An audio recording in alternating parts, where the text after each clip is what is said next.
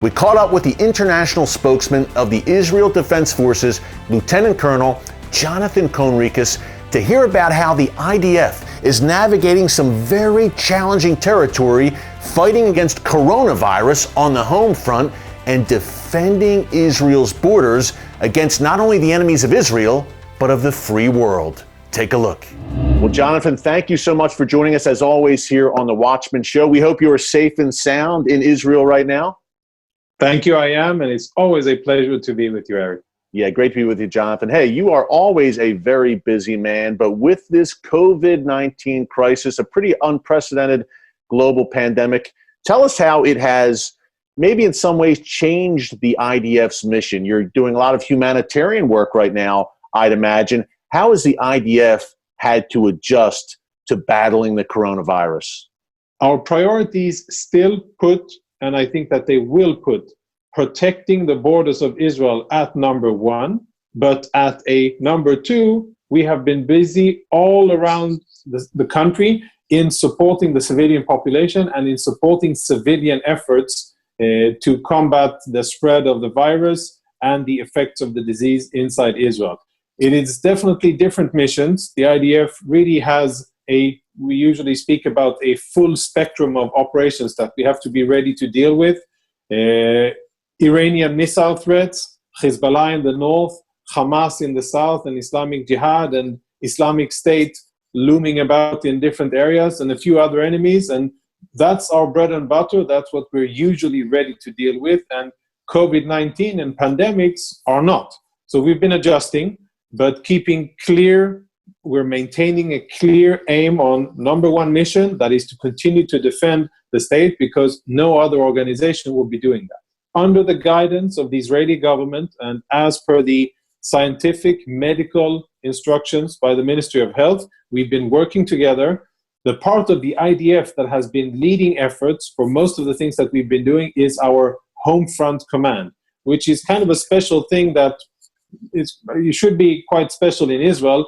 This is a part, it's like a territorial command, like we have the Northern Command, the Southern Command, and the Central Command that are all combat commands. And we have our Home Front Command, which is in charge of interacting between the IDF and the civilian population in Israel. Usually in times of war, when there's rockets raining down on the Israeli population, or for instance, in a scenario of earthquakes, but now also when we're dealing about a pandemic.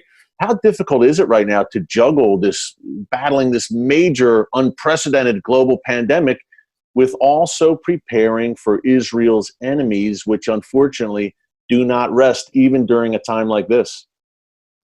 No, they definitely are not resting. And just over these last 3-4 weeks, we've had several attempts of infiltration attempts from the Gaza Strip into Israel, all of them successfully thwarted by the IDF. We have had one attempt by Hezbollah in Lebanon, who tried to fly over an intel drone, intelligence gathering drone, or a makeshift UAV that they scrambled together. We were able to intercept that as well. And just last week, we saw unusual activity by the Syrian army working together with Hezbollah and Iranian forces on the Syrian Golan Heights. So there's examples from 3 main theaters of operations, Lebanon, the Golan Heights, and Gaza, to indicate that indeed activity does not pause, and nobody's waiting for us to get over the corona situation in Israel and then get back to defending. It has to be done simultaneously, and that's how it is done. Hey, you know, the Iranian regime itself and Iran as a nation, they've been hit pretty hard by this coronavirus. But unfortunately, it doesn't seem like there's any signs that they have chosen a course correction, maybe to focus on their own citizens and helping people get better and fighting this virus. It seems like they are still every bit as much committed to terror and expansionism in the region. Have you seen any change in their calculation in the past several weeks since this COVID-19 epidemic began? Yeah, you know, it's Eric, it's very unfortunate. Any human suffering, even if it is in Iran, you know, the Iranian people, we don't have a beef with the Iranian people, and we see lots of suffering in Iran, and we see how Iranian so-called advisors and basically parts of the Quds force have actually been part of spreading the disease and the virus to different parts of the Middle East. We saw that very early on, very unfortunate. And I think you're very correct in what you're saying, that we're not seeing a shift so far in priorities, in budgeting, and measures taken by the extremist Iranian regime with regards to, instead of continuing expansionism and spreading terror throughout the Middle East, what we have seen, and we've actually gone on record saying, is that we've seen a temporary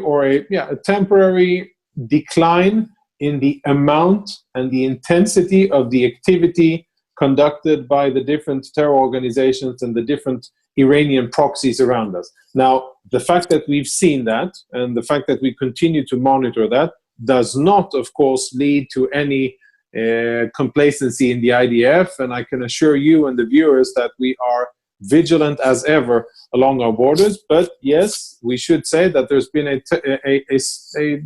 a drop of sorts in the activity.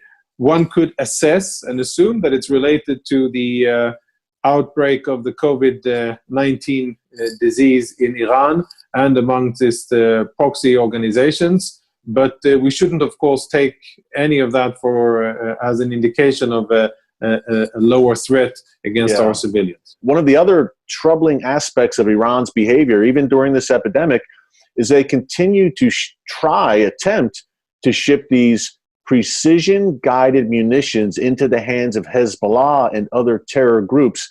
Jonathan, can you tell us why those precision-guided munitions, particularly in the hands of the likes of Hezbollah, would be a very dangerous game changer in the region?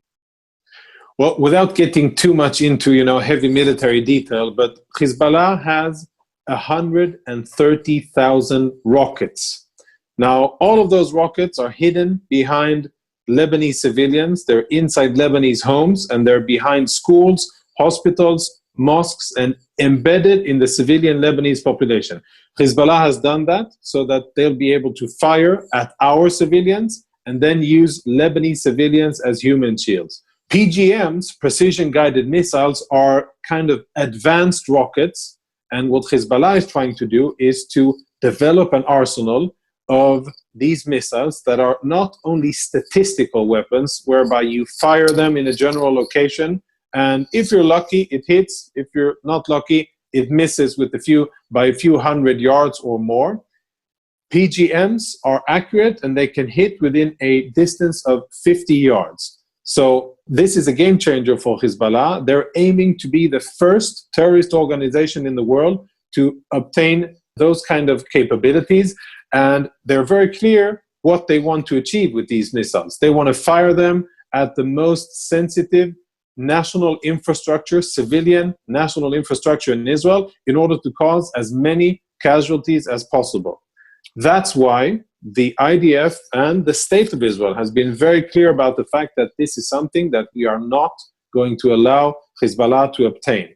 Well, as an American, Jonathan, I want to thank you for that, because we realize that Israel is the first line of defense against these forces, which I'm talking about the Iranian regime, Hezbollah, are also viciously anti-American.